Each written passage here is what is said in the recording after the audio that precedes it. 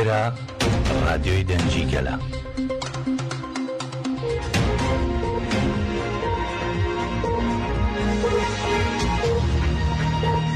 گفتوگۆی ڕووداوەکان، ڕوودا و پێشهاتەکان گفتوگۆ دەکات.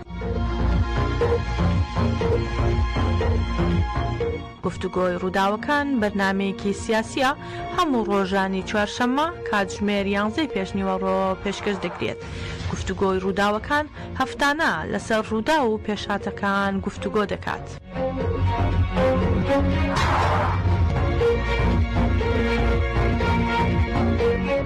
سڵاوتان لێبێت، ئەم کاتتان باش بەڕێزان بە یارمەتیا و کارانم بەرنامەیەکی نوێی گفتوگۆی ڕووداوەکانتان پێشکەش دەکەم، لەگەڵمان بن.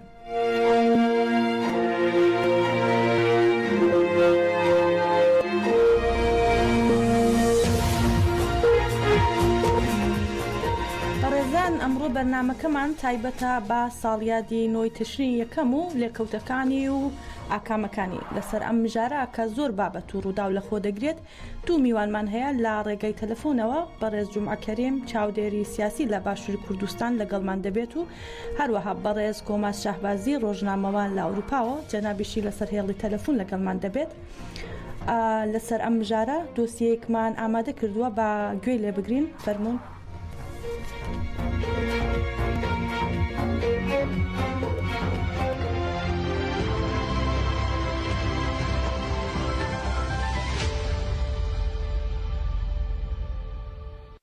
حەوت ساڵ لەمەوبەر لەم ڕۆژانەدا ڕێبەری گەلی کورد عەبدوڵڵا ئۆجەلان بە مەبەستی ڕێگریکردن لە ڕوودانی شەڕێکی خوێناوی لە نێوان سووریا و تورکیا بۆ بەرگریکردن لە گەلێک و بە جیهانیکردنی کێشەی کورد ناچار بوو سووریا بەجێ بێڵێت. لە 10 ئۆکتۆبری 1998ەوە تا 15 فێڤریای 1999 ئەو کاتەی لە نایرۆبی بە گەلە کۆمەیەکی ناونەتەوەی دەستگیر کرا. ئۆجەلان وەک نوێنەری نەتەوەیەکی بێبەش لە دەرەوەی لێوارەکانی یاسا لە هیچ سوچێکی ئەم جیهانە جێگای نەبوو. باوتەی خۆی زێو و ساسا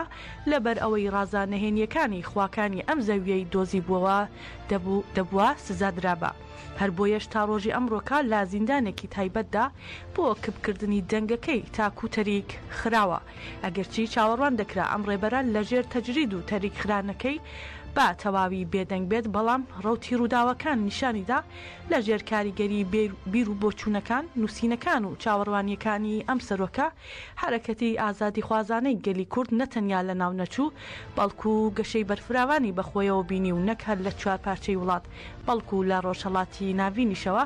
زایەڵەی دەنگی بەهێزێکی زۆرتر بیسراوە.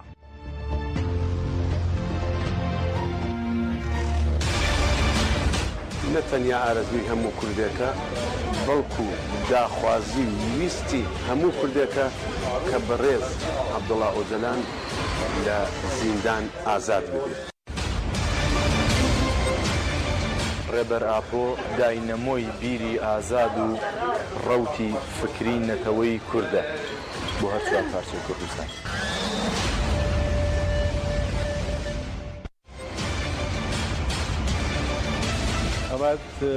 بەڕێزان، لە تەوەری بەرنامەی ئەو ڕۆمان لە چەند ڕەهەند و مێژویانە تێش دەخەینە سەر بابەت و مژاری ئەم ڕۆمان.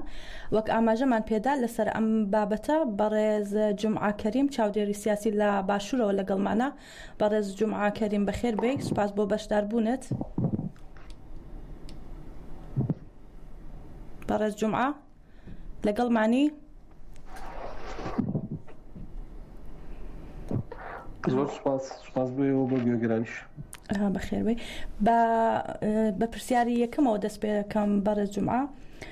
بەگەڕانەوە بۆ ساڵانی ڕابردوو بۆ 27 ساڵ لەمەوبەر ئێوە وەک چاودێرێکی سیاسی زەمینە و بربەستەکانی بەدی هاتنی گەلە کۆمەی ناونەتەوەی چۆن سیر دەکەن، چۆن یابینن؟ گوێتان لێمە بەڕێز جومعە؟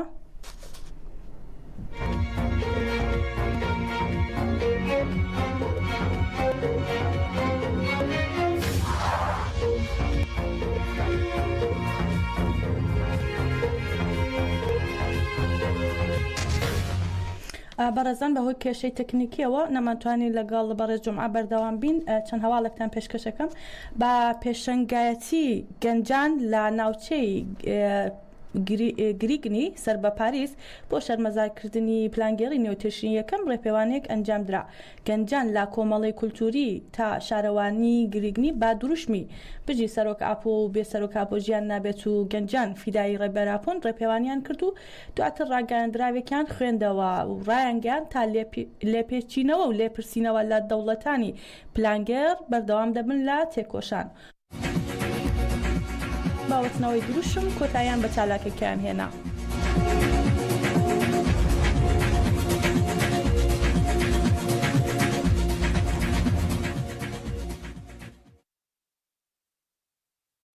بەڕێز جومعە لەسەر هێڵی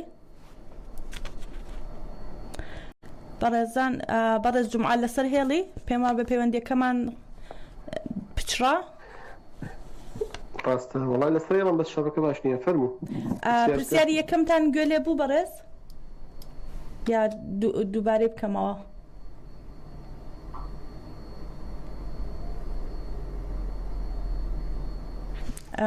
گوێتان لە دەنگمە؟ پێما بە کێشەی تەکنیکیمانەیە تەلەفۆن.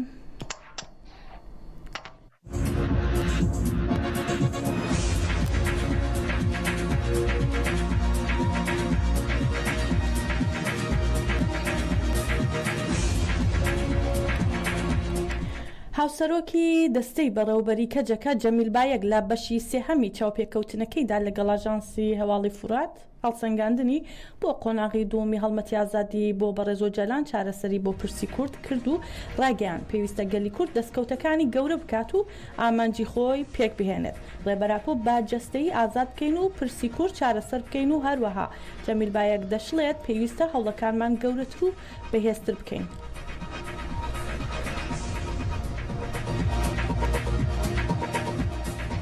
هەندامی دەستەی هاوسەرۆکایەتی پێدا ئاڵدار خەلیل ئاماژەی بەوەدا پلانگێڕی نێونەتەوەی نوێی تشرینی یەکەم درێژکراوی قڕکردنی گەلانی هەرێمەکەیە و دەڵێت دیلگرتنی ڕێبەراپۆ بە دیلگرتنی مرۆڤایەتیە. ئاڵدار خەلیل دەڵێت دیسانەوە پلانگێڕی نێونەتەوەی نوێی تشرینی یەکەمی 1992 شەرمەزار دەکەم و شەهیدانی ئێوە ناتوانن ڕۆژی ئێمە تاریک بکەن با ڕێزەوە یاد دەکەمەوە بەڵێنی بەرزکردنەوەی مەشخەڵی سەرکەوتن دەدەین.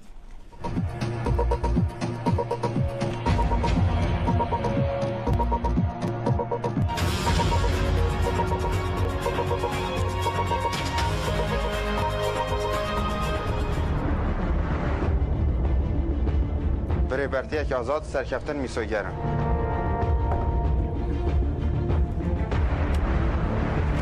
بەرخە بدە تێ بکوشە ئازاد ببە.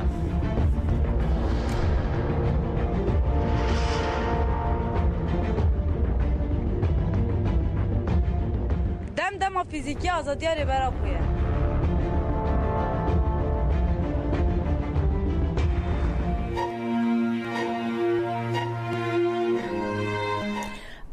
بەڕێز جومعە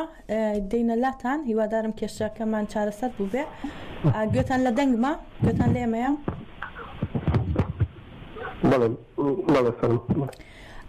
بەڕێز جومعە بە پرسیاری یەکەمەوە دەست پێەکەم بە گەڕانەوە بۆ ساڵانی ڕابردوو بۆ 27 ساڵ لەمەوبەر وەک چاودێرێکی سیاسی زەمینە و بربەستەکانی بەدیهاتنی ئەو گەلە کۆمەناونەتەوەیە چۆن سیر دەکەن؟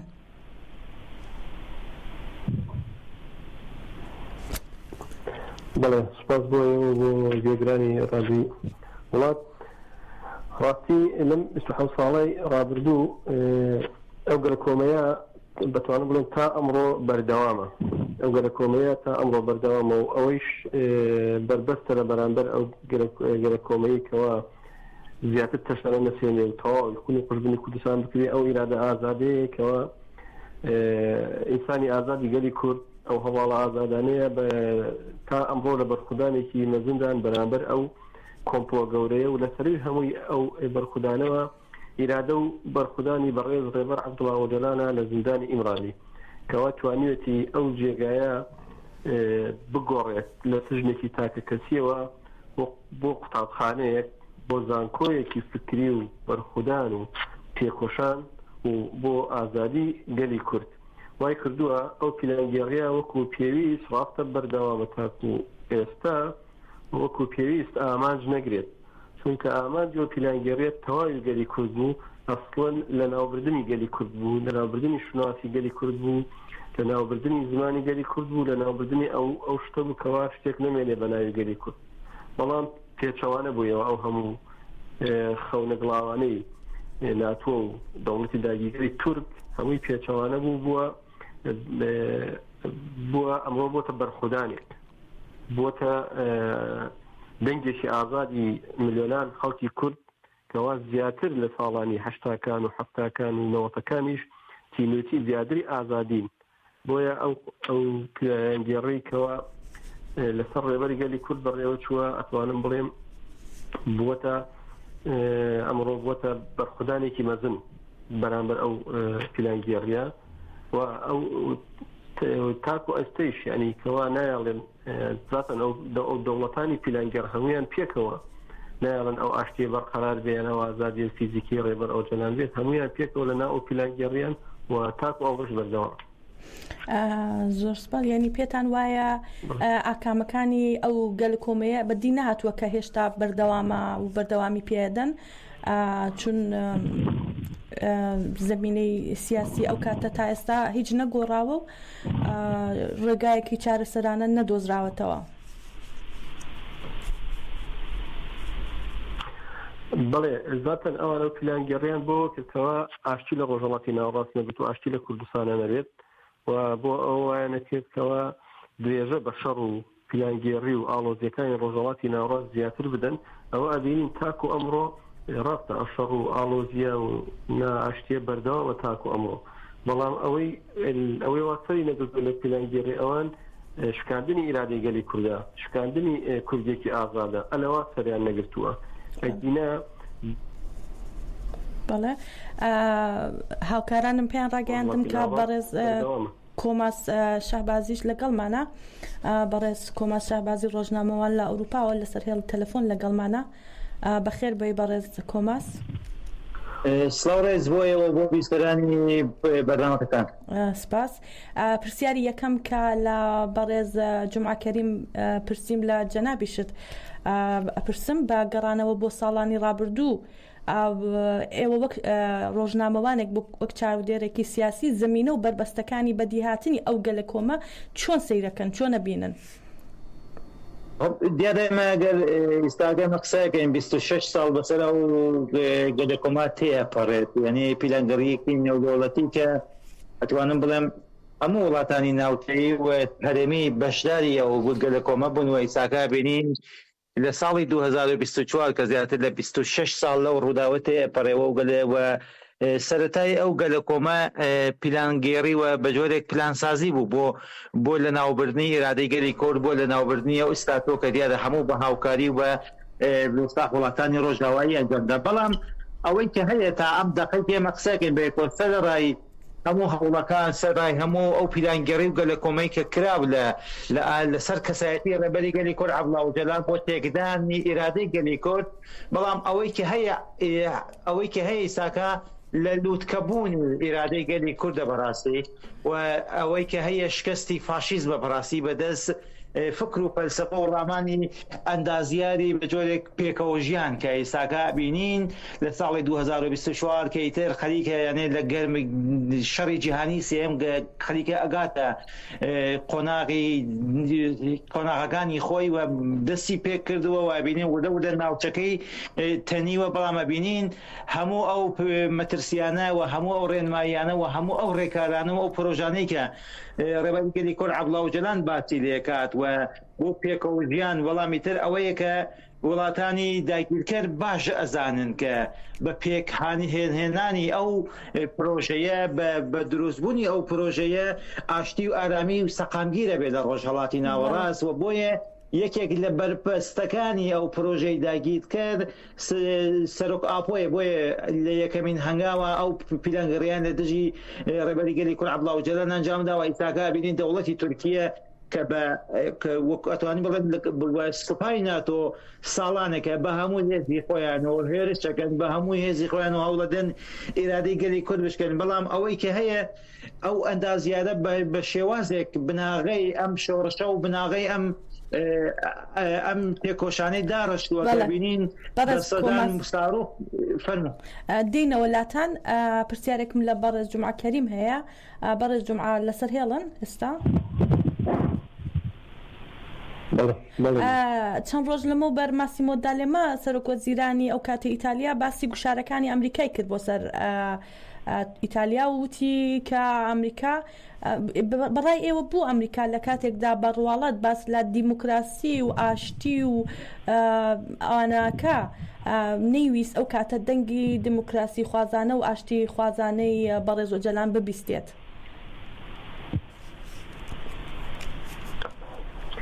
ئەمریکا لەوەتی دروست بۆ تاکو ئەمڕۆ ئەو دروشمە باق و بریقانە و دیموکراسی و مافی مرۆڤی هەڵگرتووە بۆ جیهان، بەڵام لە هیچ کات لە هیچ زمانێک و لە هیچ وڵاتێکات جێبەجێ نەکردووە و ئەوە هەم نوێژی سلمانەی دووەم ئەزمموی ئەو وڵاتانەیش کە ئەمریکا پێگەیشتووە ڕۆیشتووە بۆی هیچ کات دیموکراسی بۆ نەهێناو. ئەوەی عێراقیشکەوە ئەفغانستان باشترین نمونەیە، عێراق لە 2023 تا ئەمڕۆ باشترین نمونەیە لە شەڕ و کاولکاری زیاتر هیچ تووشی وڵاتانە نەبوو، هیچ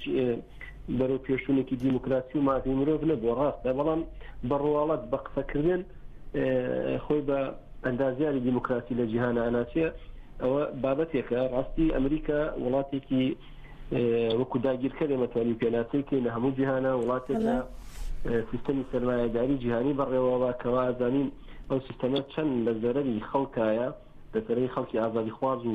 نەتەوەکانی تردایە چەند لە قانجازی دەسەڵاتی ئەوانایە. وی هەلو کاتەوە ئەمریکا ناو پیلانەکە بوو بە دەرەجەیەک، یعنی بە دوای ئەوتر ئیسرائیل و وڵاتانی تری ئەوروپا دێنە ناو بابەتەکەوە. ئێمە ئازانین ئەمریکا بۆ خۆی لەو ڕۆژۆ تاکو ئەمڕۆژ هەر لە ناو پیلانەکە هیچ سەر نەبووتەوە بەرامبەر بە دۆزی گەلی کورد بەگشتی و بەرامبەر بە بەڕێز عەبدوڵڵا ئۆجەلان، و چونکە پرۆژەی عەبدوڵڵا ئۆجەلان پێچەوانی پرۆژەی ئەمریکا و سەرمایەداری جیهانیە بەگشتی. پرۆژەی عەبدوڵڵا ئۆجەلان پرۆژەی ئاشتی پێکەوەژیانی گەلانە، پرۆژەی ئەوە شەڕ و پێکدادانە لە نێوان گەلانی جیهاندا و ئەمڕۆ ئەبینین لە ڕۆژهەڵاتی ناوڕاستە بەگشتی ئەو هەموو شەڕانە ئەبێت تەرەفێکی یا ئەمریکا بێ یا ئیسرائیل بێ یان وڵاتێکی غەربی بێت، و ئەمە دەرخەری ئەوەیەکەوە ئەوان بەرامبەر بەو دروشمانی خۆیانی فێڵێنەوە ڕاست ناکەن. ئەمڕۆ خەڵک ئەوەی بۆ دەرکەوتووە، گەلی کورد ئەوەی بۆ دەرکەوتووە و دروشمانی بەریتانیا ئەمریکا کە ڕاستیانە هەمووی دروشمی باق و بریقا، بەڵام لەژێر ئەوە پیلانە داگیرکاریەکانی خۆیان و پیلانە سەرکوتکەرەکان خۆیان جێبەجێکەن تەمان بە هاوکاری و بەینی وڵاتانی ناوچەکە ڕۆژهەڵاتی ناوڕاست وڵاتێک و ئەنتێکی پێسپێنراوە بەرامبەر ئەو بابەتانە. باشە ڕۆینە لای بەڕێز کۆماس. بەڕێز کۆماس پرسیارێکی تر هەر لە ڕابردوو یەتە ئاراوە ئەوەی کە سەرەڕای ئەو سەمپاتی کە ئەو کات لە ناو هێندێک هێزە ئەوروپایەکان هەبوو بۆ بەڕێز ئۆجەلان و بڵێن گەلی کورد، چه هەلو مەرجێک وای کرد کە ئەم گەلە کۆمەیە بەردەوام بێت و 15 فێڤریە لێ بکەوێتەوە، 15 شوباتی لێ بکەوێتەوە؟ دیارە ئەگەر ئێمە سەیری بچینە دواوە، یعنی ڕوتی ڕووداوەکان سیرکەین و ئەو گەلە کۆمەکە لەسەر ڕێبەری گەلی کورد بەڕێوە چوو هەنێک هەلومەرجی ناوچەیی هەرێمی هەبوو بەڕاستی ئەو کاتێک کە بینین کە ئیتر زەختەکان لە دەوڵەتی سووریە دەست پێکارەوە و گەلە کۆمە بە جۆرێک دەوڵەتی تورکیا ئامادەی هەموو باشێک بدا بە حافز ئەساد و ئەوە تر ئەوەیە بڵێم دەستی پێکرد کە دیارە ئێمە لەبیرمان نەچێت، یعنی ڕەوڵ و نەقشی ئیسرائیل لەو گەلە کۆما بەڕاستی زۆر بەرچاو هەبوو لەو کاتا. بەڵام ئەوەی کە هەیە ڕاستە هەنێک دەوڵەت و هەمێ وڵاتان سەمپاتی هەموو، بەڵام ئیتر هەنێک وڵاتی هژمونی خواز وەکو ئەمریکا کە توانم بڵێم کە هەژمونیەکی یەجگار گەوریان هەبوو لە ناوچەکەوە و وڵاتانیش کە ئەگەر سەمپاتیکیشان هەبێ بەڵام بەهۆی لاوازی خۆیانەوە بەهۆی ئەوەی کە بە جۆرێک وابەستە بوون بە وڵاتە یەکگرتووەکانی ئەمریکا و نەیانتوانی لە ژێر هەژمونی وڵاتێکی وەکو ئەمریکا خۆیان دەبێن، بۆیە بەڕاستی نەیانتوانی خاوەنداریەتی لە سەرۆکاپۆ بکەن و سەرۆکاپۆی هەر خۆی لە یەکەمین هەنگاوەکانی ئەو گەلە کۆمەیە ئاماژەی بەوە کرد و خۆی ئەو دۆخەی باش خوێندووە و ئەیزانی یانەوێت چی بکەن. بۆیە سەرۆکایەتی هەموو ڕێبازەکانی گردەبەر کە بتوانێت بە شێوازێکی یاشتیانە بە شێوازێکی دوو لە تێکەڵچوون بتوانێت دۆخەکە چارەسەرکە بەڵام دیمان کە ڕای ئەو هەموو شارە دیپلۆماسیە هەموو کە بینین سەرۆکا بۆ هەتای ئیتالیای شاد بەڵام ببینین لە هەر ئەو شەوە پەرلەمانی ئەوروپا دێت یاسایەکی دروی نەکا بە ئیسلاح پایبند دەکا بۆ ئەوەی کە بتوانێت بە جۆرێ لە جۆرەکان خۆیان دەرباسکەن لەو زەختە دیپلۆماسی و لەو گوشارانەی کە لەلایەن دەوڵەتی ئەمریکا لەلایەن ئیسرائیل دوادوە دەوڵەتی تورکیە وەسە وڵاتانی ڕۆژاوای دراکەوە هەتام دەقەیش کە بینین سەرۆکی هەنێک لە وڵاتان دێن قسەکەن یا بە جۆرێک کارومەندی فەخری ئەبەخشێ بە سەرۆکای دیکە باوەڕێ من ئەمانە هەموو بە جۆرێک ئەیانەوێت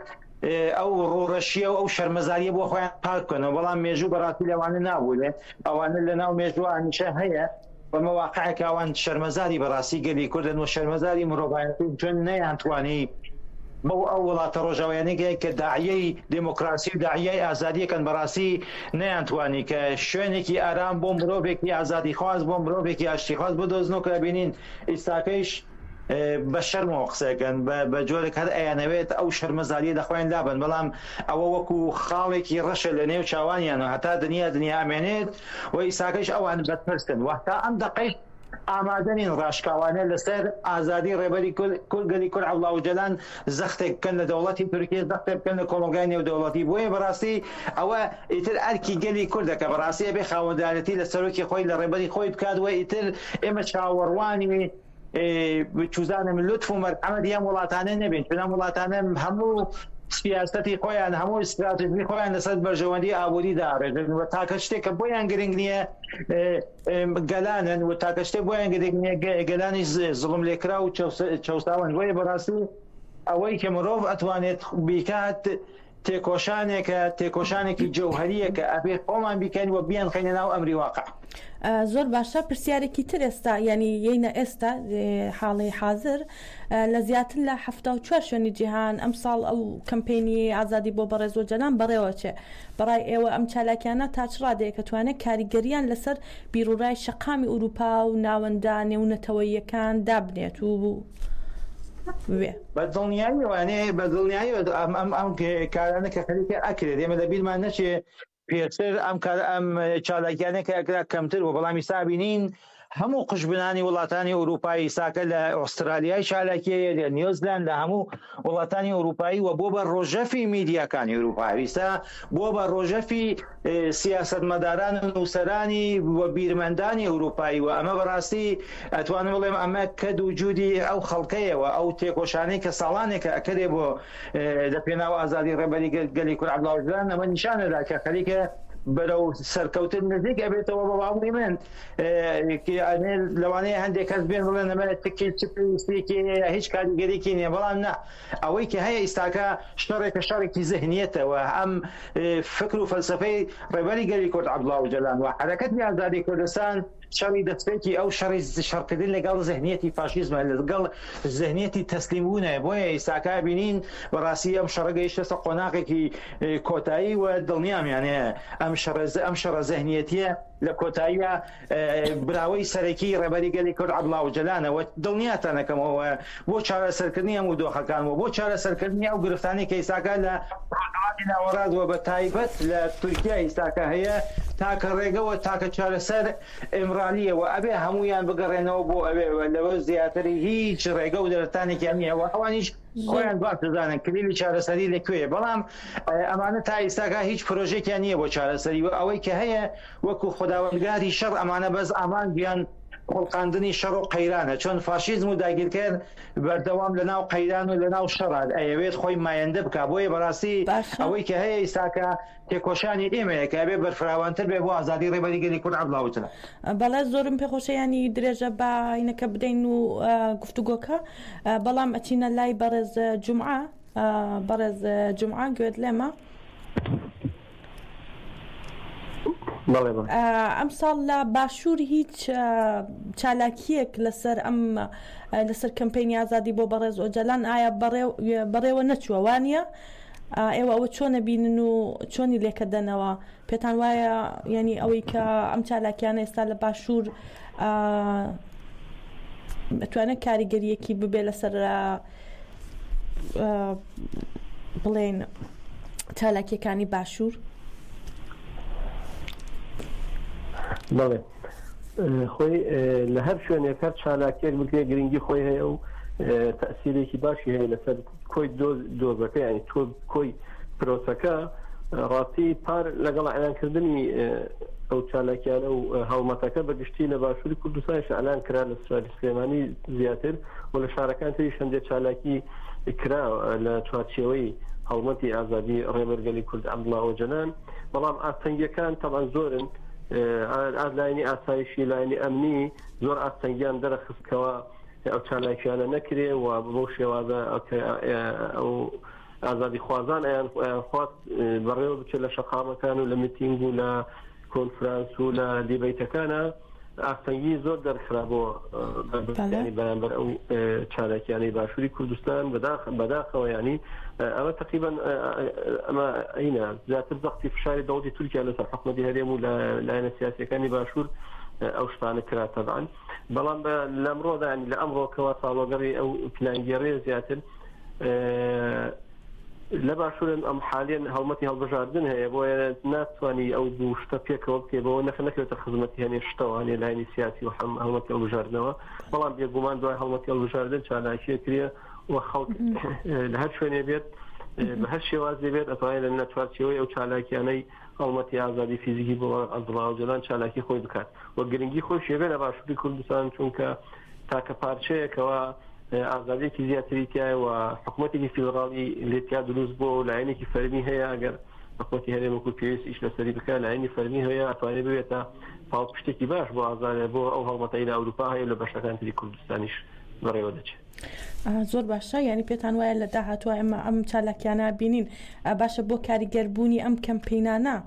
لە قۆناغەکانی داهاتوە ئەبێت چی بکەین ئێوە وەک چاودێڕی سیاسی چالاکێکی سیاسی پێتان وایە ئەبێت چی بکرێت؟ ئەم هەڵمەتە هەڵمەتێکی گشتگیری نەتەوەیە، هەڵمەتێکی مرۆڤدۆسیە، هەڵمەتێکی مرۆڤانەیە بەرامبەر بە هەڵمەتی ئازادی فیزیکی ڕێبەرئازوو ئاپۆ پێویستە هەر ئینسانێکی ئازادی خوازە هەر شوێنێکی دنیا هەیە بەشداری تیا بکات بەگشتی و گەلی کورد وەکو تاکێکی کورد پێویستە بە تایبەت بەشداری بێت لە ئەم چالاکی و خۆ ناڕەزایەتیانە چالاکیانەی بۆ ئازادی ئەکرێت. پێویستە خەڵکی باشوور بەرفراوانتر بەشداری ئەم چالاکیانە بکەن و تاکو ئەگەیتە ئامانج ئەویش ئازادی فیزیکی بەڕێت عەبدوڵڵا ئۆجەلانە و تەنیا خەڵکنا پێویستە لایەنە سیاسیەکانیش بەگشتی ئەوەی خۆی بە لایەنێکی سیاسی ئازاد و سەربەخۆ و خاوەن ئیرادە و دیموکرات ئەزانەیە کەوانە دروشمەکانیانە هەیە پێویستە بکەونە ئەو حەملەی ئازادی ڕێبەر عەبدوڵڵا ئۆجەلان و بتوانێت هەموو پێکەوە وەکو لە ڕێکخراوی مەدەنی و لایەنی سیاسی ڕۆژنامەوان و هەموو ڕۆشنبیرێک و لەگەڵ زاتن کۆمەلگا بەگشتی پێویستە هەمووی لەسەر شەقام بێت و ڕۆژ بە ڕۆژ بە هەزار جۆرە چالاکی هەیە بیکەن تا گەینە دەرەنجام. باشە هەڕۆینە لای بەڕێز کۆماس شابازی هەر ئەو پرسیارەی لە یەکەین بەڕێز کۆماس پێت وایە بۆ کاریگەربوونی ئەم کەمپینە لە قۆناغەکانی داهاتوو بە تایبەتە بێت لە ئەوروپا چی بکرێت و پێتان وایە چۆن ئەبێ بەردەوام بن؟ دیارە ئەو کارانی کە ئێستاکە کراوە بۆ ئەو کەمپینە یا بە جۆری ئەو چالاکیانەی کە لە ئەوروپا کراوە بە باوەڕی من وەکو ئەگەر سیر بکەی لەسەر ئەگەر بێژی حەقی سەرۆکایەتی بدا نادا بەڕاستی کەم و قۆڕی ڕێکەماسی زۆرەوە بە باوەڕی منە بێت فراوانتر و بەرفراوانتر بێت بە باوەڕی منە بێت بڕواتە ناو دڵی کۆمەلگا زۆرتر یعنی نەگەوەی کە بەس چالاکیەکی مەیدانی لە شەقامێکا بێت ئەکرێت بە شێوازی بە دروستی بەکردنەوەی چوزانم پلاتفۆرمگەلێکی جیاواز لەناو پلاتفۆرمگەلێک وەکو تویتر وەکو کڵاب هاوس و چوزانم وەکو ئینستاگرام یا حتا دروستکردنی پێجگەلێکی تایبەت و حتا بە جۆرێک چوونە ناو خوێندنگاکان زانینگاکان بە باوەڕی منیتر ئەبێ قۆناغەکە بەرەو گەورەتر بڕاتون ئیستاکە ئەبینین بیرمەندانی گەورەی ئەوروپایی خەریکن لەسەر ئەم بابەتە هەڵوێست ئەگرن بۆیە بەڕاستی پێویستە ئیتر ئەمڕا ئێمەشە بێ بڕۆین خۆمان بخڵێنینە ناو خوێندنگاکان لە ناو زانینگەکان لەوێ کۆنفرانس و سیمیناری تایبەت لە وارۆ بگیرێ وەرکشۆپی تایبەت بگیرێ و ئەبێ ئەو شتە بە جۆرێک لە جۆرەکان باشتر بیناسیێنین بە خەڵک و ئەکرێت یعنی لە قۆناقێکی گەورەتر وە بەرفراوانترە کارەکەمان بەرفراوان بکەین بەڵامی تر ئەوەی کە تا ئێستا ئەکرێت بە پێی ئیمکانیەتە هەیە وەڵامی ترە بینین زەختەکانی وڵاتانی ئەوروپای شەتاک وەڕوا لەسەر بە جۆرێ ئازادی خوازان زۆرترە ببینین لە ماوایەتی دەوڵەتی سوید بۆ پەڕی شەرمەزاری و بینین لەگەڵ دەوڵەتی تورکیا و پەیمانە واژۆوە کات و ئەبینین جاروبار هەواڵانە ئەبیسین کە هەڵەکوتن لە ماوەش دیمان کە لە بلژیکاش پۆلیسی بلژیکا هەڵی کوتاوە سەر داوەندی ستێرکیوی لە فەرەنسا لە وڵاتانی دیکەش بینین بەڕاستی ئەو گوشارانە هەیە بەڵام سەرڕای هەمووانە ئەبینین ئیرادەیەک هەیەوە و ئیرادە کە هەیە لە هەوڵەکانی ئەم بە جۆرێک هێزە هەژبوونی خوازەکان گەورەتر و بەرفراوانترەوە چی ئەکەن بابیکەن بەڵام ئەوەی کە هەیە ئیرادەی ئێمەیە کە ئەبێ هەوڵەکانمان بە جۆرێک بەرفراوانتر بکەینەوە ئیسرار بکەین لەسەر ئەو واقعینەوە ئەبێ بکەینە ئەمری واقع بەسەر کۆمەڵگای جیهانی و زۆر باشە وەک دوایین قسە شتێک هەیە کە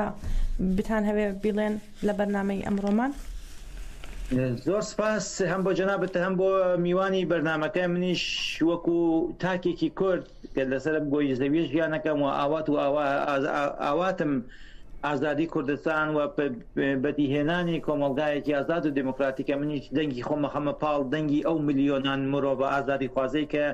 هەوڵ و تێکۆشانەکەن بۆ ئازادی ڕێبەری گەلی کورد عەبدوڵڵاه ئۆجەلان منیش دەنگی خۆمەخەمە پاڵ دەنگی ئەوان و ئەبێ هەر هەمومان هەموو تاکێکی کورد و هەموو تاکێکی ئازادی خواز بەڕاستی خۆی بەدپرسیار ببینێت لە ئاستی ڕێبەری گەلی کورد عەبدوڵڵاه ئۆجەلان و ئەبێ هەر کامێ بۆ خۆمان لە ئاستی خۆمانە ببینە مەیدانێکی تێکۆشان بۆ بە جۆرێک بۆ بەدیهێنانی ئازادی جەستەیی ڕێبەری گەلی کورد عەبدوڵڵاه ئۆجەلان زۆر سپاس بۆ جەنابەت و هەروە بۆ میوانانە و ستافی رادیۆکەتان سپاس بۆ بەشداربوونت بەڕێز جومعە کەریم جەنابەت دوایین قسەت کۆتا پێشنیاد یا شتێک هەیە ئایا بۆمان باس بکەیت سپاس وەڵام منیش زیاتر داوا لە خەڵکی باشوورەکەم بەگشتی هەموو چینی و توێژەکان کەوا لە دووەمی ساڵۆگەری هەڵمەتە بەفراوانی بەشداری لە چالاکیەکانی ئازادی ڕێبەری گەلی کورد عەبدوڵڵاه ئۆجەلان بکەن و هەموو کەس وەکو هاوڕێوتی هەموو کەس خۆی بەرپرسیار ببینێ بەرامبەر بەڕێز عەبدوڵڵاه ئۆجەلان چونکە وەکو سەرکردەیەکی نەتەوەی وەکو بیردۆزێکی نەتەوەی پێویستە بڕواینە بەڕێز عەبدوڵڵاه ئۆجەلان نەکۆک سەرۆکێکی حیزبێک یان ڕێکخراوێکی سیاسی ئەوە زۆر گرنگە بۆیە پێ هەم پێویستە هەموو چین و توێژەکانی کۆمەلگا بە چاوێکی متەوایەتی بڕوان لە بەڕێز عەبدوڵڵاه ئۆجەلان و دۆزەکەی و ئەو گۆشەگیری کەوان بۆ لەسەرێتی پێویستە بە زووترین کات ئەو گۆشەگیریە بشکێنرێت ئەوش بە تێکۆشانی تەواوی خەڵکی کوردستان ئەکرێت و تا بتوانین ئازادی فیزیکی ڕێبەر ئاپۆ مسۆگەر بکەین و ئاشتی و ئارامی بەرقەرار بێت بۆ گەلی کورد و ڕۆژهەڵاتی ناوەڕاست زۆر سپاس بۆ ئێوە سپاس بۆ بەشداربوونت بەڕێزان دۆسیەکمان هەیە هاوکارانم دۆسیەکیان ئامادە کردووە لەسەر ئەم مژارە بابەیەکەوە گوێ لێ بگرین 26 ساڵ بەر لە ئێستا و لە ڕۆژی نوێی تشرینی یەکەمی 1998 بە پلانگەڕی نێونەتەوەی ڕێبەر ئاپ و ناچار بوو سووریا جێبێڵێت پلانێک بوو لەسەر بنەمایی بەرژەوەندی هێزە نێونەتەوەیەکان ڕێبەر ئاپۆ بەباشی لە پرۆسەی پلانگەڕەکە گەشت و هەوڵیدا کێشەی کورد لە چوارچێوەی پێوەرە دیموکراتیک و یاسا نێونەتەوەیەکاندا چارەسەر بکە پرۆسەی پلانگەڕی نێونەتەوەی بۆ چارەسەرنەکردنی پرسی کورد و دەسوەردان لە ڕۆژڵاتی ناوەڕاستدا و وەک ئۆپراسیۆنێک بۆ بەرژەوەندی هێزە نێونەتەوەیەکان ئەنجامدرا پاش دەست پێشخەری ڕۆژی 1 ئەیلولی ساڵی 1998 بەڕاگەاندنی ئاگربەستی تاکلایەنە لەلایەن ڕێبەر ئاپۆ بەڵام تورکیا بە هاوکاری هێزە نێونەتەوەیەکان هێزی ڕەوانەی سەر سنوورەکانی سووریا کرد ڕەشەی ئەنجامدانی هێرشی بۆ سەر سووریا کرد ڕۆژی نوێی تشرین یەکەمی ساڵی 1998 ڕێبەر ئاپۆ بە ناچاری لە ڕێگای فڕۆکەوە سووریای بەجێشت و لەسەر بانگێشنامەیەکی حکوومەت چووە خاکی یۆنان هەرچەندە پێشتر بە زۆرینەی دەنگی پەرلەمانتارانی یۆنان بەڵێنی مانەوەیان بە ڕێبەر ئاپۆدا بوو بەڵام لەگەڵ گەیشتنی بەو وڵاتە ئاگدار کرایەوە کە دەبێت لە ماوەی 3 کاتژمێردا یۆنان بەجێ بهێڵێت ڕێبەر ئاپۆ لەو بارەیەوە دەڵێت سەرۆکی دەستگای سیخوڕی یۆنان پێی ڕاگەیاندن کە دەبێت لە ماوەی 3 کاتژمێردا یان بگەڕێتەوە سووریا یاخود وڵاتێکی دیکە هەڵبژێرێت بۆیە بە ناچاری ڕوو دەکاتە مۆسکۆ ڕێبەر ئاپۆ لەوێژ ناچار بەجێهێشتنی ئەو وڵاتە دەکرێت و بە هەمان شێوە لە ئیتاڵیاش هەمان سیناریۆی ڕوبەڕوو دەکرێتەوە جەمیل بایک هاوسەرۆکی کۆنسەی بەڕێوەبەری کەجک لە کتێبی مێژوویەک لە ئاگردا ئاماژە بەو وڵاتانە دەکات کە بەشدار بوون لە پلانگەڕێکە و دەڵێت هەریەک لە وڵاتانی ئەمریکا، بەریتانیا، ئیسرائیل، یۆنان، فەڕەنسا، هۆڵەندا، رووسیا، ئەڵمانیا، کینیا و مسر بەشدار بوون لە داڕشنەوەی نەخشەی پلانگەڕێکە. بەریتانیاش خاوەن بیرۆکەی پلانگەڕێکە بوو، هەروەها ئەمریکاش سەرپەرشتی جێبەجێکردنی دەکرد. ڕێبەراپۆ لە بەرگری نامەکانیدا ئاماژەی بەوە داوە ئەمریکا بەڕادەستکردنەوەی من سوودمەندبوونی لە تورکیا و چالەکیەکانی لە ڕۆژڵاتی ناوەڕاست و ئاسیای ناوەڕاست و باڵکاندا گەیان دەلووتکە. هەمان تایبەتی بۆ ئینگلتەراش لە جێی خۆیدا. ئیسرائیلیش بە ڕۆڵی خۆی لەم ڕووداوەدا ئاسی گرنگی پەیوەندی استراتیژیەکەی لەگەڵ تورکیادا سەلمان. ڕۆڵی ئیسرائیل مێشکی پلانگەڕێکە بوو. لەبارەی بەشداریکردنی یۆنان لە پلانگەڕێکەدا ڕێبەر ئاپۆ دەڵێت یۆنان پێش هەموو شتێک فەرمانی ئەمریکای بەجێنە کە لە ڕادە بەدەر وابەستەیەتی و دواتر لە کێشەکانی قوبرس و ئیجەدا بە هاوکاری ئەمریکا وەرگرتنی پاداشتێکی سەر و زیاد دەگرێتە بەرچاو. تا دوجار ڕێبەر ئاپۆ لە ڕۆژی 15 شوباتی 1999 لە کینیا ڕفێنرا و ڕادەستی تورکیا کرایەوە. لەو کاتەوە لە دوورگەی ئەمرالی گۆشەگیر کراوە و زیاتر لە 43 مانگە ڕێگری لە دیداری بنەماڵە و پارێزەرانی دەکرێت و هیچ زانیاریەک لەبارەی دۆخی ژیان و تەندروستیەوە نازاندرێت. ڕێبەراپۆ بەو بیر و فەلسفەی خوڵقاندوویەتی نەک تەنها بۆ گەلی کورد بەڵکو بۆ هەموو گەلانی ستەملێکرا و بزوتنەوەکانی ژنانی گیان بووەتە سەرچاوەی هیوە. بە پێشنیازی ڕێگەی سێم و کۆنفیدرالیزمی دیموکراتیک جێگرەوەی بەهێزی بۆ چارەسەرکردنی کێشەکانی ڕۆژڵاتی ناوەڕاست پێشکەش کردو. بۆیە زل هێزە نێونەتەوەیەکان سیاسەتی گۆشەگیریان لە دژی چارەسەری چڕ کردووەتەوە بە بەرخۆدانی مێژووی و خستنە ڕووی چارەسەری پرسی کورد و قەیرانەکانی ڕۆژڵاتی ناوەڕاست و گیان. ڕێبەراپۆ پیلانگەڕی نێونەتەوەی پوچەڵ کردەوە. گەلەی کورد و دۆستانیان لەسەر تاسەری گیانەوە ماوەی 26 ساڵە لە تێکۆشانی بێپسانەوەدا کە ئەم تێکۆشانە بووەتە نەریتی بەرخۆدان و لەسەر ئەو بنەمایە هەڵمەتی نێونەتەوەی لە دژی پیلانگەڕی نێونەتەوەی دەستی پێ کردووە. دوایینجار لە ڕۆژی 10 تشرینی یەکەمی 2023 هەڵمەتێکی گیانی بە دروشمی ئازادی بۆ عەبدوڵڵا وەجەلان چارەسەری سیاسی بۆ پرسی کورد دەستی پێ کردووە. لە ئاسێکی بەرفراوانی نێونەتەوەیدا لە ئەوروپا و وڵاتانی جیاجای گیان تا بەم ساتە درێژەی هەیە. دەیان براوەی خەڵاتی نۆبڵ و سەدان کەسایەتی، سیاسەتمەدار، فەیلسوف، ئەکادیمی، یاساناس، پارێزەر و سەرجەم چین و توێژەکان بەشداری هەڵمەتەکە بوون.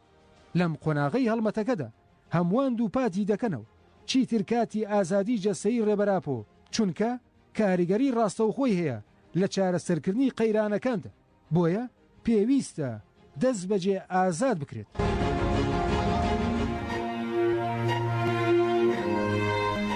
بیسەران سوپاسی میوانانی بەرنامەکە ئەکەین کە ئەمڕۆ لەگەڵمان بوون بە ڕێز جومع کەریم لە باشووری کوردستان و بە ڕێز کۆما شەهبازی لە ئەوروپاوە.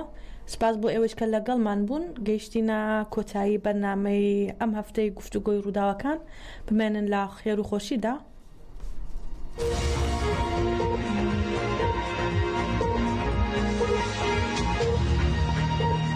گفتوگۆی ڕووداوەکان، ڕوودا و پێشهاتەکان گفتوگۆ دەکات. گفتوگۆی ڕووداوەکان بەرنامەیەکی سیاسیە هەموو ڕۆژانی چوارشەممە کاتژمێر 11 پێشنیوەڕۆ پێشکەش دەکرێت. گفتوگۆی ڕووداوەکان هەفتانە لەسەر ڕوودا و پێشهاتەکان گفتوگۆ دەکات.